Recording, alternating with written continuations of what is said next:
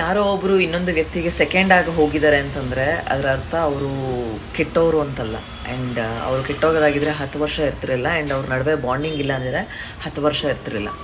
ಅವ್ರ ಬಗ್ಗೆ ನಾವು ಮಾತಾಡೋಕ್ಕೆ ಯಾರೂ ಅಲ್ಲ, ನಾನು ಯಾರೂ ಅಲ್ಲ, ನೀವು ಯಾರೂ ಅಲ್ಲ. ಬಿಕಾಸ್ ಈಗ ಏನೇನು ಕಮೆಂಟ್ ಹಾಕ್ತಾ ಇದ್ದಾರೆ ಸೋಷಿಯಲ್ ಮೀಡಿಯಾದಲ್ಲಿ ಕೆಲವು ಹೆಂಗಸರುಗಳು ಮತ್ತು ಗಂಡಸರುಗಳು ಎಲ್ಲ, ಅವ್ರನ್ನೆಲ್ಲ ಬೈಕೊಂಡು ಹಾಕ್ತಾ ಇದ್ದೀರಾ. ಜಸ್ಟ್ ಥಿಂಕ್ ಮಾಡಿ, ಅವರ ಒಂದು ಮಗಳು ಅಥವಾ ಅವರ ಒಂದು ಮಗ ಆ ರೀತಿಯ ಒಂದು ಕಮೆಂಟ್ಸ್ಗಳನ್ನ ಸ್ಕ್ರಾಲ್ ಮಾಡ್ತಿರ್ಬೇಕಾದ್ರೆ, ಓ ನಮ್ಮ ತಾಯಿಗೆ ಈ ರೀತಿಯ ಒಂದು ಕಮೆಂಟ್ ಬಂದಿದೆ ಅಥವಾ ನಮ್ಮ ಡ್ಯಾಡಿಗೆ ಈ ಥರ ಕಮೆಂಟ್ ಬಂದಿದೆ ಅಂದಾಗ ಆ ಒಂದು ಎಳೆ ಮನಸ್ಸುಗಳಿಗೆ ಯಾವ ರೀತಿ ಬೇಜಾರಾಗುತ್ತೆ. ಆ್ಯಂಡ್ ತುಂಬ ಸೆನ್ಸಿಟಿವ್ ಇರ್ತಾರೆ ಅವರು. ಏನೋ ಒಂದು ಮಾಡಿಕೊಂಡ್ರೆ ಅದಕ್ಕೆಲ್ಲ ನೀವು ಹೊಣೆ ಆಗ್ತೀರಾ? ಇಲ್ಲ ಅಲ್ವಾ? ಯಾಕೆ ಇನ್ನೊಬ್ರು ಸುದ್ದಿ ಇವಾಗಲಾದರೂ ಕಮೆಂಟ್ ಮಾಡೋದು ಬಿಡಿ.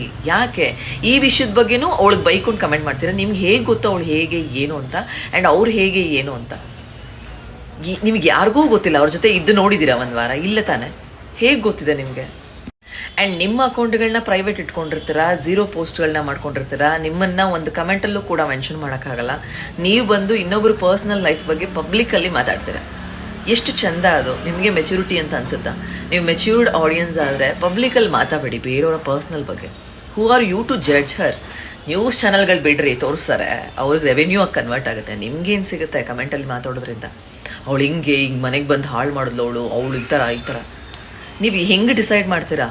ಸೆಕೆಂಡ್ ಅನ್ನೋ ರೀಸನ್ಗೆ ಅವಳು ಕೆಟ್ಟವಳು ಅಂತ ಹೆಂಗೆ ಡಿಸೈಡ್ ಮಾಡ್ತೀರಾ? ಫಸ್ಟ್ ಆಫ್ ಆಲ್ ಅದನ್ನು ಹೇಳಿ. ನಿಮಗೆ ಅವರು ದರ್ಶನ್ ಸರ್ ಬಂದು ಹೇಳಿದಾರಾ ಇವಳು ಬಂದು ನನ್ನ ಲೈಫ್ ಹಾಳು ಮಾಡಿದ್ಲು ಹಾಗೆ ಹಿಂಗೆ ಅಂತ?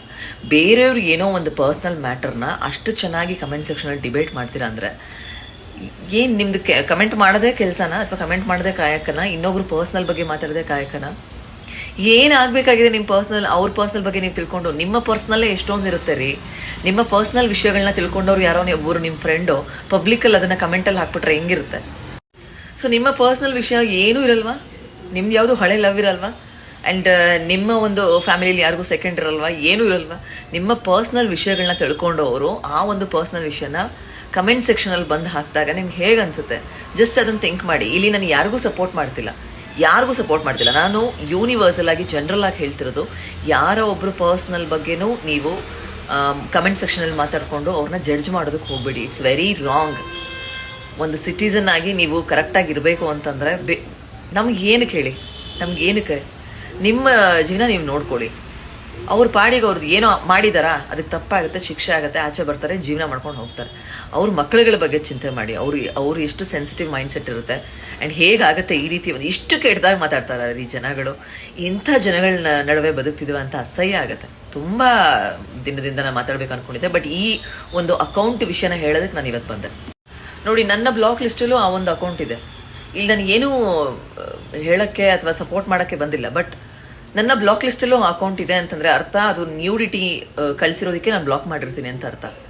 ಬೈ ಚಾನ್ಸ್ ಏನಾದರೂ ನನ್ನ ಹತ್ರ ಮೆಸೇಜಸ್ ಇದ್ದಿದ್ರೆ ರಿಕವರ್ ಮಾಡೋಕ್ಕೆ ಸಾಧ್ಯ ಆದರೆ ಮಾಡ್ಬೋದಿತ್ತು. ಬಟ್ ಅದು ಹೇಗೆ ಅಂತಲೂ ನಂಗೆ ಗೊತ್ತಿಲ್ಲ. ಆಬ್ವಿಯಸ್ಲಿ ಏನೂ ಮೆಸೇಜಸ್ ಸೆಂಡ್ ಮಾಡಿದೆ ಅಥವಾ ಏನೂ ಒಂದು ನ್ಯೂಡಿಟಿ ಆ ಥರ ಏನೂ ಸೆಂಡ್ ಮಾಡಿದೆ ಅದನ್ನು ನಾನು ಬ್ಲಾಕ್ ಮಾಡಿರಲ್ಲ. ಏನಾದರೂ ಒಂದು ಸೆಂಡ್ ಆಗಿದ್ದರೆ ಆ ಅಕೌಂಟಿಂದ ಮಾತ್ರ ಬ್ಲಾಕ್ ಮಾಡಿರ್ತೀನಿ. ಸೊ ಇವಾಗ ನನ್ನ ಬ್ಲಾಕ್ ಲಿಸ್ಟಲ್ಲಿ ನೋಡ್ಬಿಟ್ಟು ನನಗೆ ಶಾಕ್ ಆಯಿತು, ಈ ಒಂದು ಅಕೌಂಟ್ ನನ್ನ ಬ್ಲಾಕ್ ಲಿಸ್ಟಲ್ಲೂ ಇದೆಯಲ್ಲ ಅಂತ. ಸೊ ಬೇರೆ ನೇಮ್ಗಳನ್ನ ಕ್ರಿಯೇಟ್ ಮಾಡಿಕೊಂಡ್ರು ಅವರು ಹೊಸ ಅಕೌಂಟ್ ಕ್ರಿಯೇಟ್ ಮಾಡ್ತಿದ್ರಂತೆ. ಬೇಡ. ಆ್ಯಂಡ್ ಈ ರೀತಿ ಯಾರೆಲ್ಲ ಮಾಡ್ತಾ ಇದ್ದಾರೆ ಹುಡುಗರು, ನಂಗೆ ಮೊನ್ನೆಯಿಂದನೂ ಎಷ್ಟೊಂದು ಬೇರೆ ಪಿಕ್ಚರ್ಸ್ ಎಲ್ಲ ಬರ್ತಾ ಇದೆ ಯಾವುದೋ ಬೇರೆ ಅಕೌಂಟಿಂದ. ಸೊ ಮಾಡಬೇಡಿ. ಆ್ಯಂಡ್ ಕಮೆಂಟ್ಸಲ್ಲಿ ಬೇರೆಯವ್ರ ಜೀವನನ ಮಾತಾಡಬೇಡ್ರಿ. ಈಗೇನೋ ಟೈಮ್ ಸರಿ ಇಲ್ಲ, ಅವ್ರು ಇದಾಗಿದ್ದಾರೆ ಅಂತ ಅಂದ್ಬಿಟ್ಟು ಇಟ್ಸ್ ವೆರಿ ರಾಂಗ್. ತುಂಬ ತಪ್ಪು ಮಾಡ್ತಾ ಇದ್ರ ಜನಗಳು. ಆ್ಯಂಡ್ ಇಂಥ ಜನಗಳ ಮಧ್ಯೆ ಬದುಕ್ತಿದೀವಿ ಅಂತ ಬೇಜಾರಾಗ್ತಿದೆ. ಆ್ಯಂಡ್ ನಾಳೆ ಏನೋ ಒಂದಾಯಿತು ಚಿಕ್ಕದು, ನಮಗೆ ಏನೋ ಒಂದಾಯಿತು ಅಥವಾ ನಮ್ಮ ಲೈಫಲ್ಲೇ ಏನೋ ಒಂದಾಯಿತು, ಆಗಲೂ ಇದೇ ಥರ ನೀವು ಮಾತಾಡ್ತೀರಾ ಅನ್ನೋದೇ ಭಯ ಆಗ್ತಿದೆ. ಅಂದರೆ ಜನಗಳ ಮಧ್ಯೆ ಬದುಕೋದಕ್ಕೆ ಭಯ ಆಗ್ತಿದೆ, ಜನಗಳ ಜೊತೆ ಮಾತಾಡೋದಕ್ಕೆ ಭಯ ಆಗ್ತಿದೆ. ಆ ರೀತಿ ಆಗೋಗ್ಬಿಟ್ಟಿದ್ದಾರೆ ಜನಗಳು. ಆ್ಯಂಡ್ ಜನಗಳ ಮೈಂಡ್ಸೆಟ್ ಎಷ್ಟು ವೀಕ್ ಇದೆ ಅಂದರೆ ಯಾರು ಏನು ಹೇಳಿದ್ರು ನಂಬ್ತಾರೆ. ಅದರಲ್ಲೂ ನ್ಯೂಸ್ ಅವರು ಹೇಳಿದಂತೂ ಇನ್ನೂ ಚೆನ್ನಾಗಿ ನಂಬ್ತೀರಾ. ಎರಡೂ ಕಡೆ ಸ್ಟೋರೀಸ್ನ ಟ್ಯಾಲಿ ಮಾಡಬೇಕು. ಆ್ಯಂಡ್ ಆಬ್ವಿಯಸ್ಲಿ ಕಾನೂನ ಕೈಗೆ ತೊಗೊಂಡಿದ್ರೆ ಆ್ಯಂಡ್ ಲಾ ವಿರುದ್ಧವಾಗಿ ಹೋಗಿದ್ರೆ ಅವ್ರಿಗೆ ಶಿಕ್ಷೆ ಆಗುತ್ತೆ, ಶಿಕ್ಷೆ ಪಡ್ಕೊಂಡು ಬರ್ತಾರೆ. ಬಟ್ ಈ ರೀತಿ ಒಂದು ಮಾಡಿರೋ ಕೆಲಸ ಇದೆಯಲ್ಲ, ದಟ್ ಇಸ್ ನಾಟ್ ರೈಟ್. ಇದೇ ಒಂದು ಸೀನು ಅಥವಾ ಸಿನಾರಿಯೋ ಸಿನಿಮಾದಲ್ಲಾಗಿದ್ರೆ ಶಿಳ್ಳೆ ಹೊಡಿತಿದ್ರಿ. ಬಟ್ ಇಲ್ಲಿ ಆಗೋಗಿದೆ. ತಪ್ಪಾಗಿದ್ರೆ ಶಿಕ್ಷೆ ಆಗುತ್ತೆ. ಅದಕ್ಕೆ ನೀವು ಅವರ ಒಂದು ಪರ್ಸ್ನಲ್ ಮ್ಯಾಟ್ರು ಪವಿತ್ರಗಳ ಬಗ್ಗೆ ಎಷ್ಟೆಲ್ಲ ಕೆಟ್ಟದಾಗಿ ಮಾತಾಡಿದ್ದಾರೆ. It's very wrong. ನಿಮಗೆ ನೀವು ಒಳ್ಳೆ ಸಿಟಿಸನ್ ಆಗಬೇಕು ಅಂದರೆ ಹಾಗೆ ಮಾಡಬೇಡಿ. ಆ್ಯಂಡ್ ನಿಮ್ಮೆಲ್ರಿಗೂ ಗೊತ್ತಿರೋ ಥರ ನಾನು ಈಸಿಯಾಗಿ ಯಾರನ್ನೂ ಬ್ಲಾಕ್ ಮಾಡಲ್ಲ. ಲೈಕ್ ಅವ್ರನ್ನ ಸ್ಟೋರಿಯಲ್ಲಿ ಎಕ್ಸ್ಪೋಸ್ ಮಾಡ್ತೀನಿ, ಇಲ್ಲ ಅವರೇ ಒಂದು ಸಾರಿ ಕೇಳೋ ಥರ ಮಾಡಿರ್ತೀನಿ, ಸ್ಟೋರಿಯಲ್ಲಿ ಹಾಕೊಂಡು ರುಬ್ಬಿರ್ತೀನಿ, ಏನೋ ಒಂದು ಮಾಡಿರ್ತೀನಿ. ಬಟ್ ಅದು ಅಕೌಂಟ್ ಬ್ಲಾಕ್ ಮಾಡಿದ್ದೀನಿ ಅಂತಂದರೆ ಡೆಫಿನೆಟ್ಲಿ ನನಗೆ ಇರಿಟೇಟ್ ಆಗೋದು ಬ್ಲಾಕ್ ಮಾಡಿರ್ತೀನಿ ಡೆಫಿನೆಟ್ಲಿ.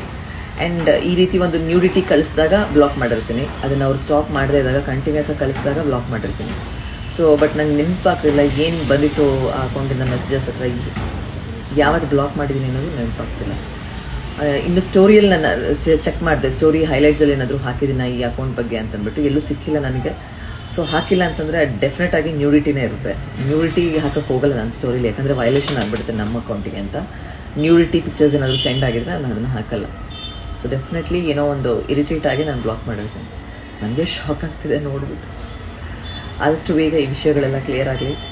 ಆ್ಯಂಡ್ ಈಗ ಜನ ಹೇಗಾಗಿದ್ದಾರೆ ಅಂತಂದರೆ, ನಾವು ಏನೇ ಮಾತಾಡಿದ್ರು ಅದಕ್ಕೆ ಜಡ್ಜ್ ಮಾಡೋ ಥರ ಆಗಿಬಿಟ್ಟಿದ್ದಾರೆ.